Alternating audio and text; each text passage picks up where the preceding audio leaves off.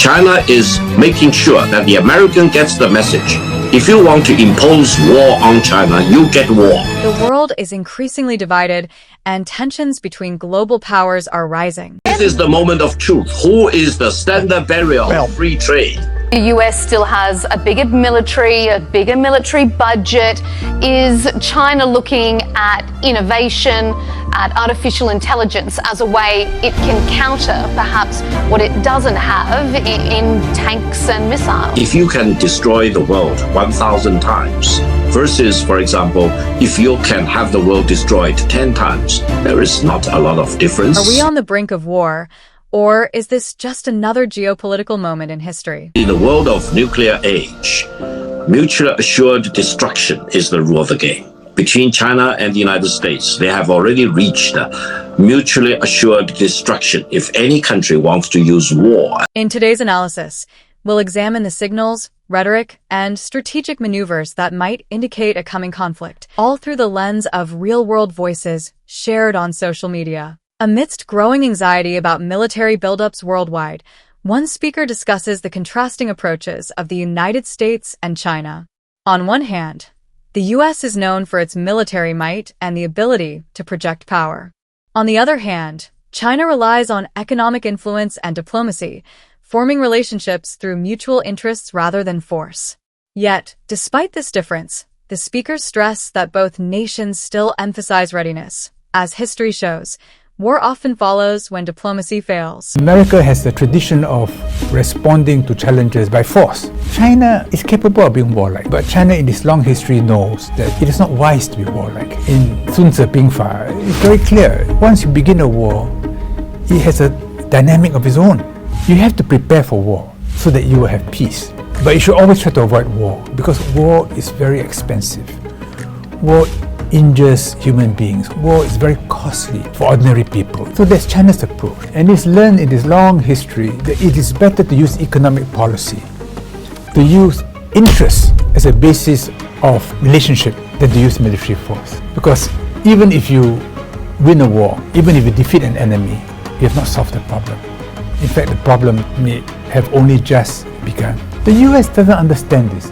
But what about China's increasing military readiness? Is it a sign of aggression? China would not be massively expanding its nuclear weapons, which the United States is not doing. But China is. It seems to want to be able to destroy the world over 10 times, 50 times, 100 times. China would not be massively expanding its conventional strength, which won't really have any effect on the United States and our nuclear standoff.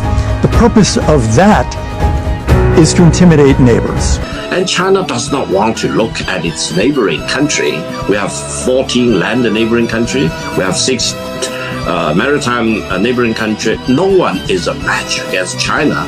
China's military buildup is basically to prevent the United States using war as an instrument, try to surprise China and try to wrestle China down, or to delay China, to derail China's peaceful rise. That's the only purpose. President Victor Gao argues that China's strategic posturing is misunderstood. China's military force is not a show of aggression but a preparation for self-defense, he claims. China has upped its military spending. It's expanding its nuclear arsenal. It now has the biggest navy in the world. Chinese President Xi Jinping has said that the country's military should be capable of, quote, fighting and winning wars, and told the military to focus all your energy on fighting, improve your capability to win. Victor, who do you want to fight and who do you want to win against? China has a very difficult geopolitical situation. China has 14 land and neighboring countries altogether and 6 maritime nations for China. Therefore, China's defensive in nature, is not for fighting anyone except those who want to invade China or to launch a war against China. China's military spending is for peace rather than war, and war will be forced upon China and China need to fight back. He notes that China's defense posture is not aimed at dominating others, but is rather a safeguard against external threats. Given the surrounding geopolitical dynamics, including issues with Taiwan, it's clear that China's leadership is focused on deterrence rather than provocation.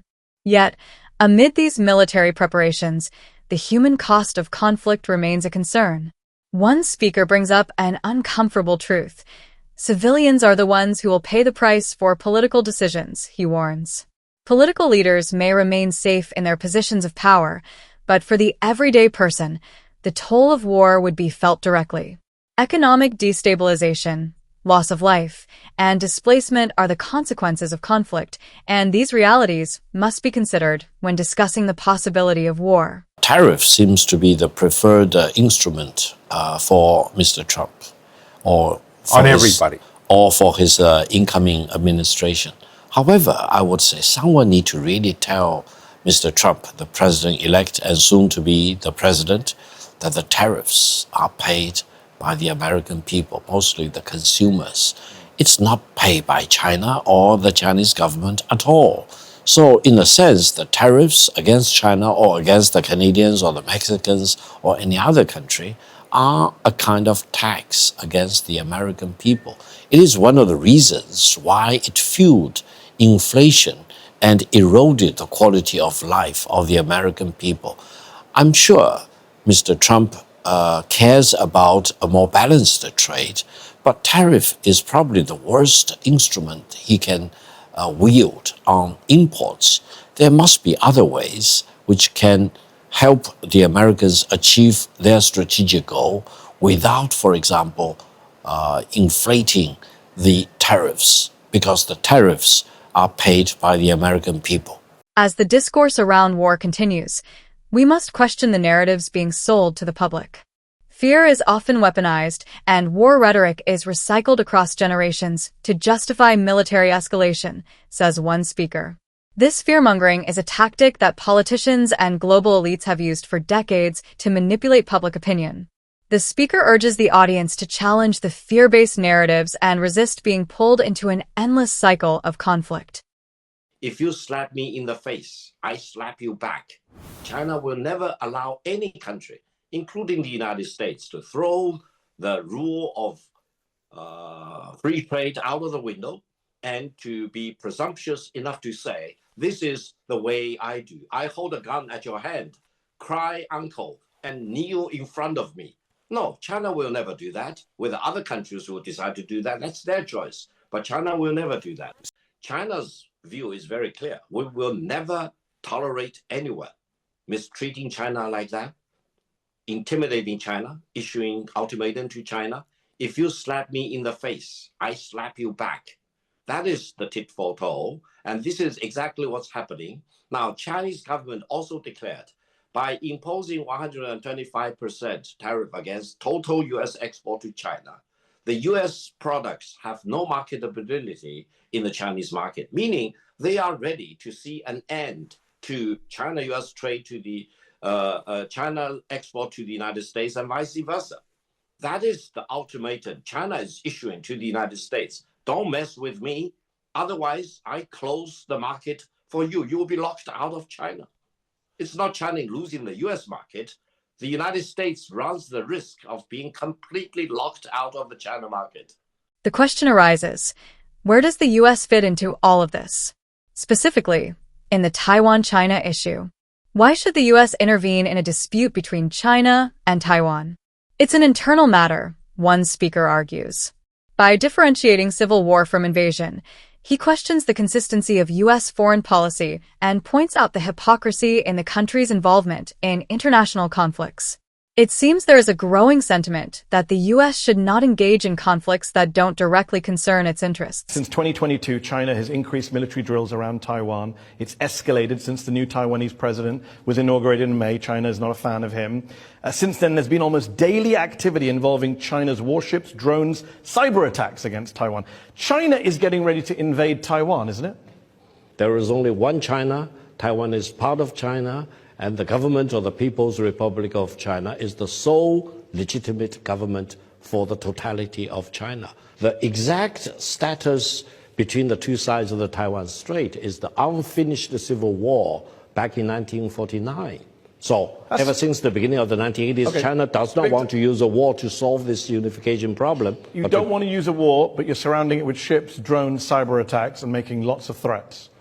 Each time when the separatists in Taiwan want to push the edge of the envelope, they will come across more and more demonstration of the commitment of the Chinese nation to eventually achieve peaceful reunification or otherwise. That's the litmus test. Your defense minister said anyone who dares to pursue independence for Taiwan will be crushed into pieces and face destruction. Sounds like a truly peaceful guy.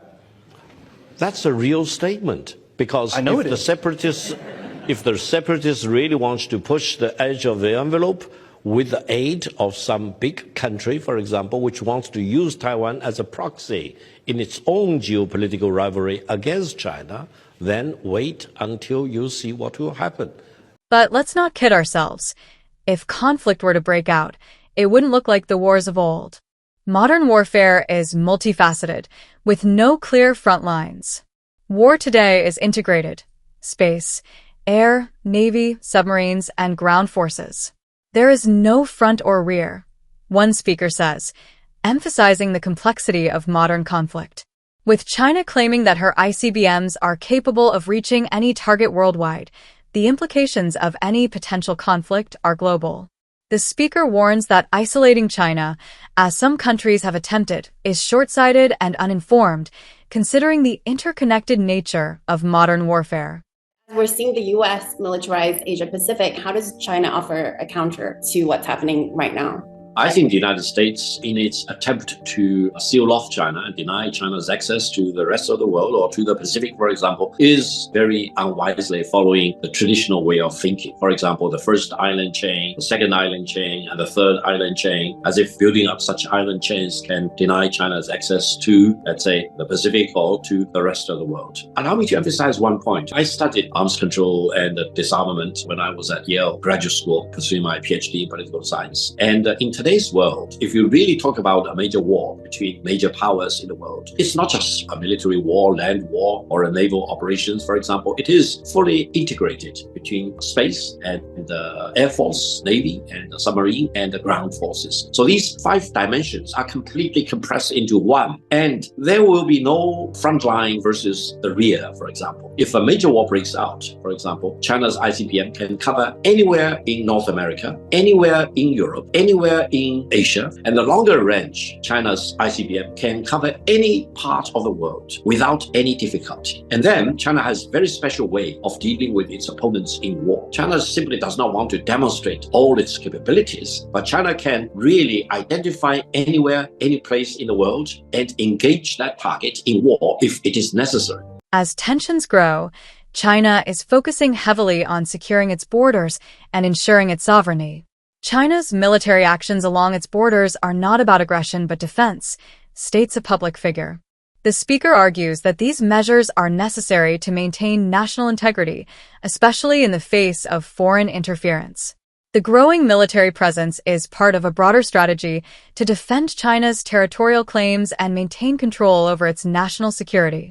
China is making sure that the American gets the message. If you want to impose war on China, you get war. If you want to destroy China, you get destroyed.